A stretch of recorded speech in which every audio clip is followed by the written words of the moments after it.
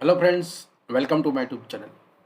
Friends, આજના વિડીયોમાં આપણે વળતર અને વળતરની ટકાવારી શોધતા શીખીશું. એક ટી શર્ટની છાપેલી કિંમત ₹840 છે અને તેની વેચાણ કિંમત ₹714 છે.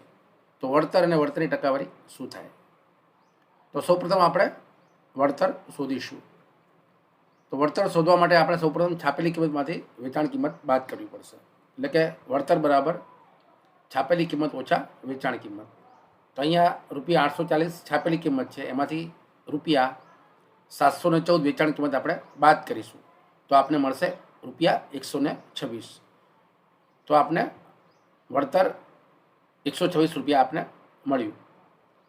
હવે આપણે વળતરની ટકાવારી શોધીશું. તો વળતરની ટકાવારી શોધવા માટે છાપેલી કિંમત ગણતરીમાં લેવી પડે. તો ₹840ની છાપેલી કિંમત હોય ત્યારે ₹126 વળતર મળ્યું આપને. પણ ₹100 છાપેલી કિંમત હોય ત્યારે કેટલું વળતર મળે? તો 100 × 126 ભાગ્યા 840 કરશું તો આપણે 15 જવાબ આવશે.